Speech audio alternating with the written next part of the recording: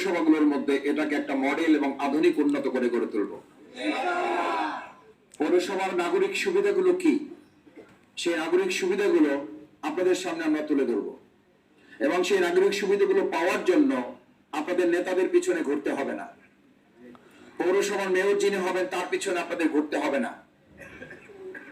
পৌরসভার ওয়ার্ড কাউন্সিলরদের কাছে আপনাদের ঘুরতে হবে না। বিশেষ করে আমার হিন্দু ধর্মাবলম্বী যারা আছেন, আমি আপনাদের নিশ্চয়তা দিচ্ছি, আপনারা মায়ের কোলে শিশু যেমন নিরাপদ থাকে, আমাদের হিন্দু ধর্মাবলম্বী ভাইয়েরা বাউফল পৌরসভা সহ গোটা বাউফলে মায়ের কোলের মতো নিরাপদে জীবনযাপন করবেন। এবার সম্মান পাবে শুধু ব্যক্তি এবং তার পরিবার কিংবা শুধু দল না, সম্মান পাবে পুরো বাউফলের মানুষ। আমার ভাই এবং বোনেরা এখানে আছেন, বোনদেরকে আমরা একটু আশ্বস্ত করতে চাই, আমাদের বোনদের যদি আর কেউ কোন রকম কটূক্তি করে, তাদেরকে যদি কেউ হেনস্থা করে, ষড়যন্ত্র করে, আপনারা কাঁধে কাঁধ মিলিয়ে এই ষড়যন্ত্রের জবাব দিতে রাজি আছেন সবাই? ইনশাল্লাহ মা বোনদের পাশে থাকবেন তো ইনশাল্লাহ আপনারা? আমি শফিকুল ইসলাম মাসুদ, আপনাদের ভাই, আমি আপনাদের সন্তান, আমি নতুন নই।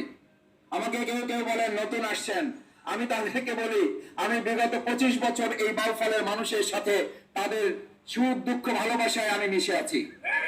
আমি আপনার সন্তানদেরকে বিশ্ববিদ্যালয়ে ভর্তি করার জন্য আমি আমার সর্বোচ্চ প্রচেষ্টা চালিয়ে আমার আপনাদের পাশে থাকা সুযোগ হয়েছে। এই বাউফল পৌরসভায় বিগত 20 বছর আমার 12টা অ্যাম্বুলেন্স ঢাকায় আছে, যে অ্যাম্বুলেন্স গুলো ফ্রি সার্ভিস এখানে দিয়ে 40টা অ্যাম্বুলেন্স ফ্রি সার্ভিস এখানে আমি সেবা দিতে পেরেছি। তার মধ্যে 11 জন হিন্দু পরিবার, আমি বাস বিচার করি নাই। তার মধ্যে আরো রাজনৈতিক দলের পরিচয় আছে, আমি তাদেরকে বলতে চাই না। সুবিধা নেওয়া সেই রাজনৈতিক নেতাদের কেউ কেউ বলেন মাসুদ ভাই নতুন, আমি তাদেরকে জিজ্ঞেস করি, বিবেকের কাছে একবার জিজ্ঞেস করবেন।